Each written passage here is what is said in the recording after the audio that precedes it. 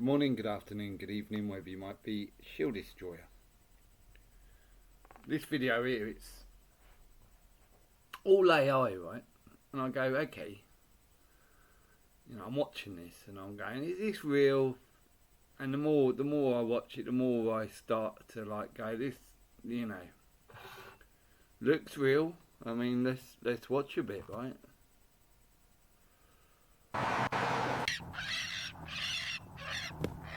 Just a little more.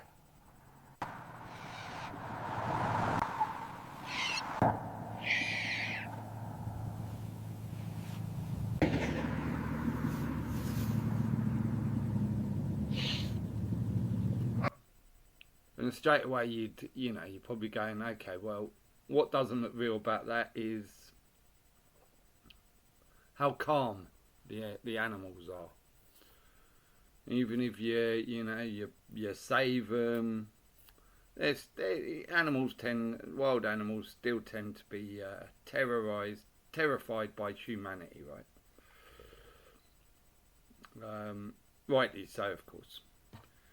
But you think if a picture paints 1,000 words, and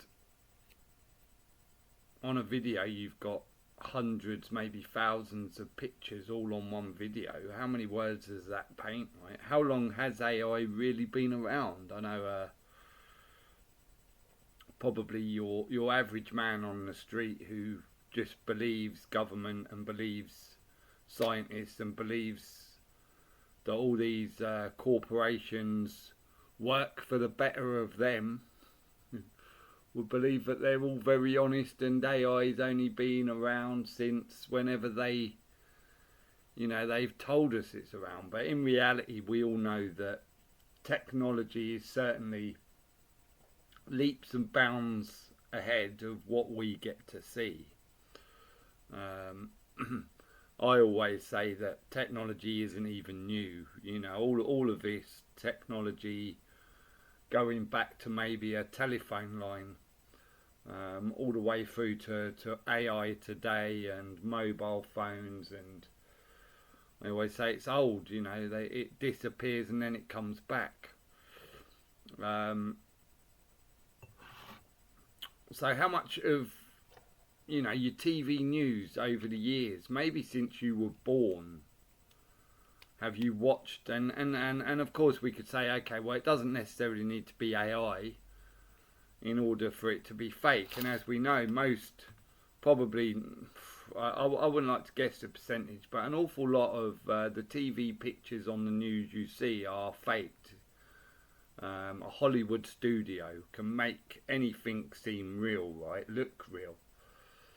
I think, such things as 9/11, for example, airplanes crashing into a building. Too many people now know that's completely false. No airplanes ever hit any buildings in New York City, right?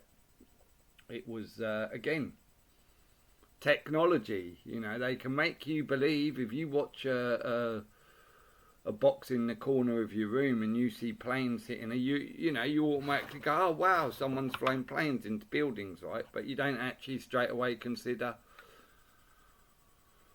who made those planes. Who sat on a computer and made it so it looks like planes really hit a building, right?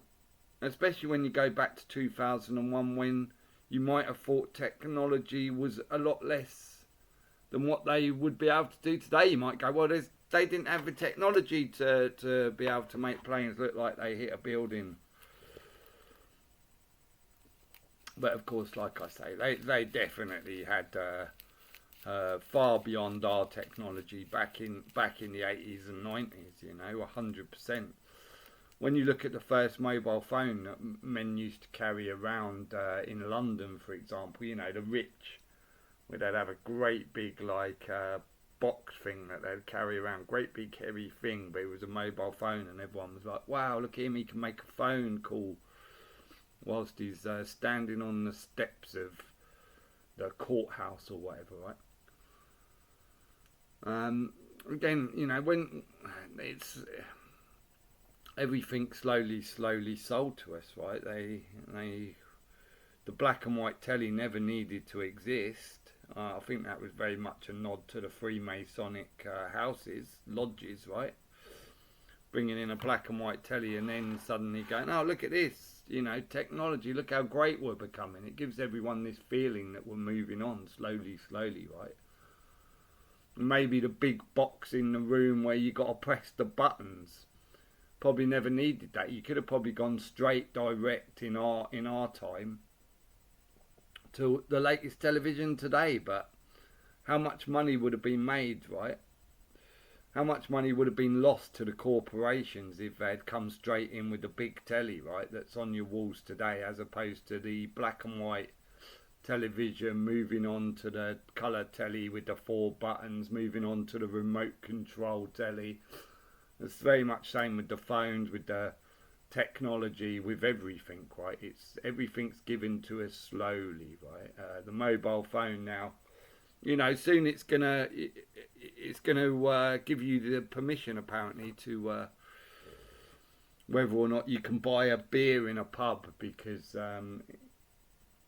all your ID and everything's gonna be on there, and it's probably going to be mandatory, a law, legalese, right? Not a law. There's no such thing as law, but a legality, that the man-made legality that in order to buy a beer you must use your phone in order, and they're going to say that it does away with proof of age, because the phone now allows you to buy a pint of lager alcohol automatically, because it's got all your details there. If you try to buy a pint of lager with your phone and your ID on it doesn't make you old enough, automatically the machine will say no, right? That's certainly the way it seems to be going at the moment.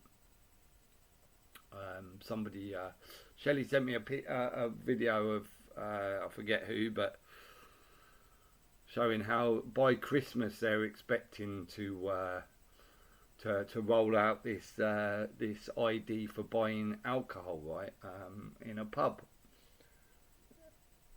And I'm assuming that they're doing that in order to hit the young people, because they know that all the young people might want to go to the pub at Christmas, right? So in order to get a pint, young people, the only ID that you're going to be allowed to use if you've got the digital ID. So they're going to use that, right, as a way to get a lot of young people to sign up. But when you're watching videos like this, and how many videos now are we watching that aren't even bloody real, innit?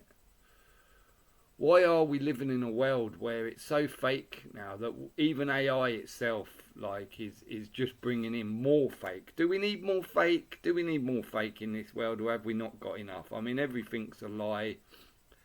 And now we're, probably every television. Why are you going to have people go out and hire actors, right, in order to make a film anymore, when you can just make a film without needing actors? You can just use AI and it'll do it for you, right? So is everything we're going to watch outside of the actual real world we live in on a screen all going to end up just being AI, right? All fake. Probably. Your news stories at the moment are already, obviously, and been using it for a lot of years, I'd say. But yeah, just this is just one that tells you, doesn't tell you here, but in the description it tells you, it's AI. And again, look, you'd think those owls were real. You're hurt, huh? Is that car that real? Must I don't really know. hurt. Are these animals real? Are they? Your wings hurt too, huh? Are these? But apparently, if you watch the baby at the beginning changes, I've seen this with other things, where they've got one dog and then the story will go on and you'll see it's a different dog, but it's very just it's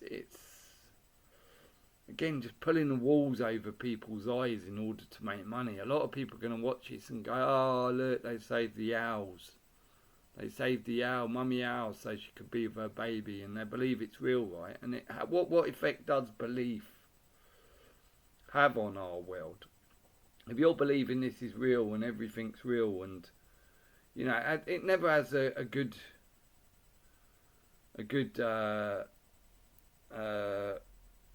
a positive energy on the world, does it? It doesn't have a positive energy belief, right? We everyone who has belief knows that.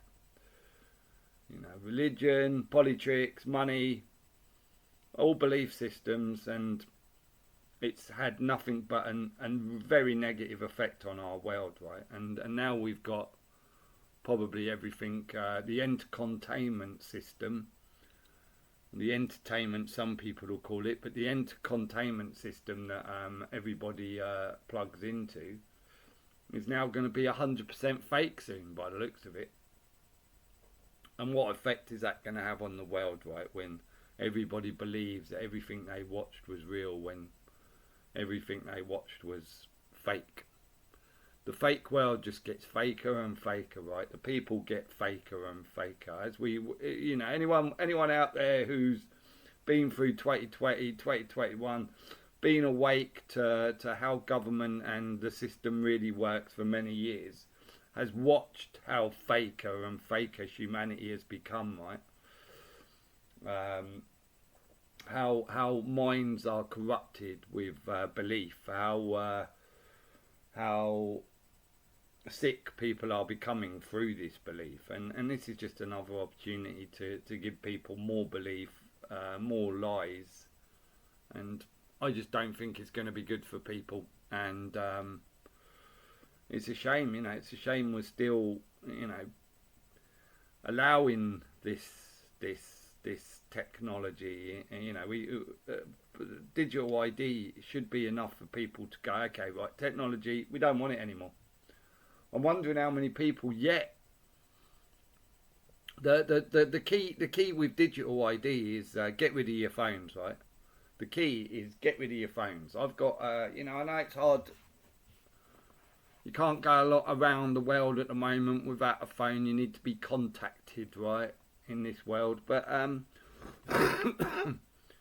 you can go back to the basic mobile phone that only does text and phone calls, exactly what I've got. And it's very cheap, you know, you buy one for a tenner. You can buy one of these phones, people, for £10 and then pay £5 a month, and you'll have all the phone calls you can make and all the texts. I think I get as many texts as I want, and 1,000 minutes, which is shed loads of minutes, right?